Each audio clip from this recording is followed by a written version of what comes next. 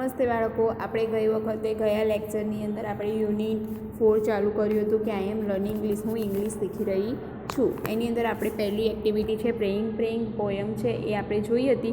હવે આજે આપણે એક્ટિવિટી 2 જોવાની છે અને ચિત્ર જુઓ, વાંચો અને સમજવાના છે. તો તમને અહીંયા ચિત્રો આપેલા છે, તો પહેલાં આપણે ચિત્રો આપ્યા છે એના પહેલાં અર્થ સમજી લે કે ટુ રન એટલે કે દોડવું, TORUN રન એટલે દોડવું, DA ડાન્સ એટલે કે નૃત્ય કરવું, પ્લે એટલે કે રમવું, ટુ રીડ એટલે કે વાંચવું, ટુ જમ્પ JUMP જમ્પ એટલે કૂદવું, ટુ ઈટ એટલે કે ખાવું, BATH ટુ બાથ એટલે સ્નાન કરવું, વોશ એટલે કે ધોવું, પછી રાઇટ એટલે કે લખવું, ટુ સ્કીપ એટલે કે દોરડા કૂદવા, સ્લીપ એટલે કે ઊંઘવું, રાઇડ એટલે કે સવારી કરવી, ટુ પીક એટલે કે સૂંઘવું, અહીંયા પીક એટલે કે ચૂંટવું, ટુ પેક એટલે કે ભરવું, અને ટુ નોક એટલે કે NKNOCK નોક એટલે કે ખખડાવવું.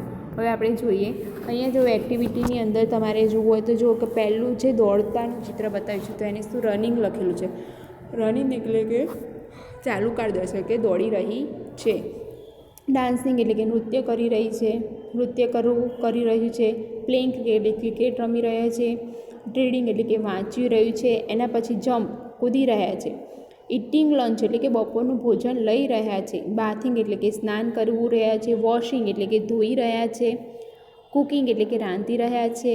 રાઇટિંગ એટલે કે પત્ર લખી રહ્યા છે. સ્કીપ એટલે કે દોરડા કૂદવાની ક્રિયા ચાલુ છે. સ્લીપ એટલે કે ઊંઘી રહ્યા છે કે ઊંઘવાની ક્રિયા ચાલુ છે.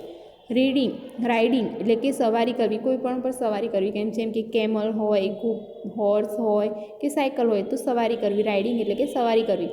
પીક એટલે કે ચૂંટવું, ફૂલ ચૂંટવા કે એવી રીતે. પેકિંગ એટલે કે ભરવું, તમે કંઈ બી અનાજ બી ભરી શકો છો, બેગ બી કપડાં બી ભરી રહ્યા છે એટલે પેકિંગ. નોકિંગ એટલે કે ખખડાવવું, દરવાજો ખખડાવો, નોકિંગ એટલે.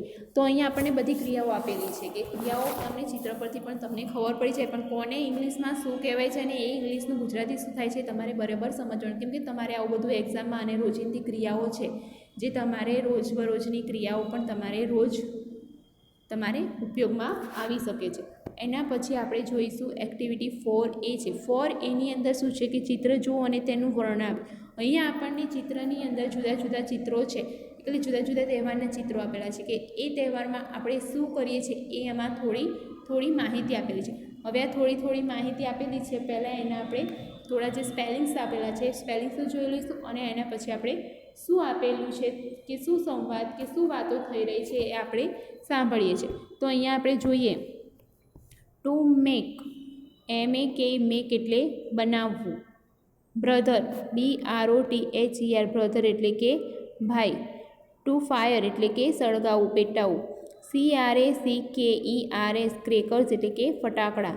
TODECORAT ડેકોરેટ એટલે કે શણગારવું. હાઉસ એટલે કે ઘર. વિન્ટર એટલે કે શિયાળો.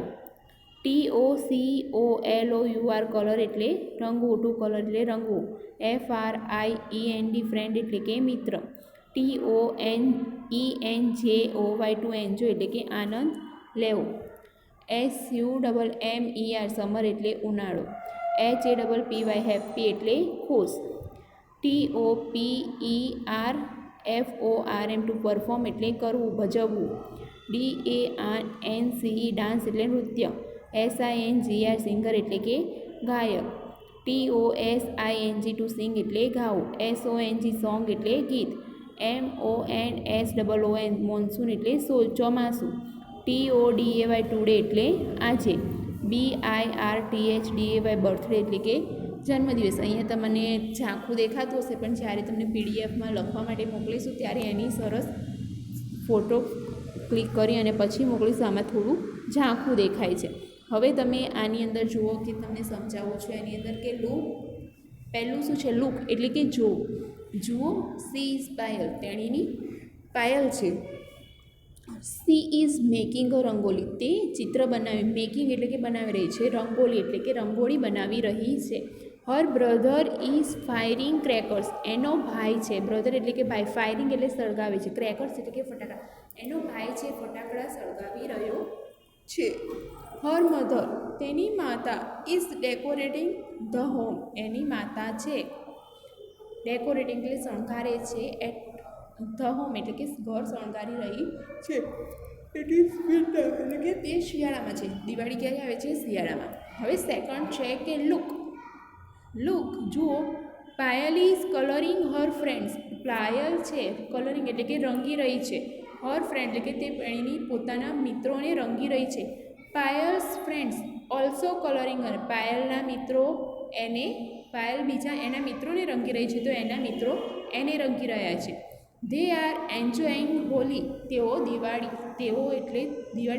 તેઓ હોળી એન્જોઈંગ એટલે કે માણી રહ્યા છે, આનંદ માણી રહ્યા છે, કે એન્જોય કરી રહ્યા છે, ખુશ થઈ રહ્યા છે. તેઓ હોળીમાં ખુશ થઈ રહ્યા છે. It is summer. તે ઉનાળો છે, કે ઉનાળામાં શું આવે છે? હોળી. શિયાળામાં શું આવે છે? દિવાળી. એન્ડ એના પછી લુક, પાયલ ઇઝ હેપી. જુઓ, પાયલ ખુશ છે. She is performing garba dance. જુઓ, પાયલ ખુશ છે, તે ગરબા ડાન્સ એટલે ગરબા નૃત્ય રમી રહી છે. Kinjal is a singer. Kinjal છે એ ગાઈ રહી છે. She is singing garba song. તે ગરબાના ગીતો ગાઈ રહી છે. Payal's friends are also enjoying the garba. પાયલની મિત્રો છે, પાયલની બહેનપણીઓ પણ છે, એ પણ તે ગરબા માણી રહી છે.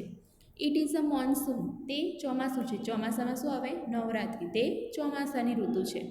હવે એના પછી ટુડે ઇઝ પાયલ્સ બર્થડે. આજે પાયલનો બર્થડે એટલે કે જન્મદિવસ છે.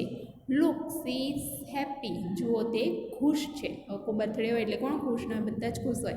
She is enjoying herself. તે પોતાની જાતને માણી રહી છે. તે પોતાની જાત, કેમ કે કેકને બધું કાપીને સેલિબ્રેટ કરી રહ્યા છે, એટલે તે પણ તે ખુશ થઈને તે માણી રહી છે. એના પછી આપણે જોઈએ activity 4B.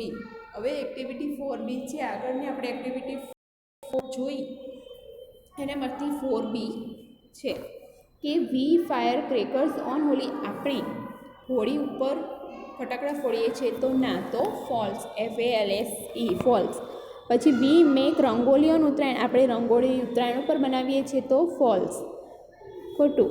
V perform garba on Navratri. આપણે ગરબા રમી રહ્યા છીએ. ક્યારે રમીએ છીએ? તો નવરાત્રિમાં. તો we perform garba on Navratri. તો yes, true. We decorate our home on new year. આપણે નવા વર્ષે ઘર શણગારીએ છીએ, તો સાચું. દિવાળી બેસતું વરસ હોય ત્યારે આપણે ઘર શણગારતા હોય છે.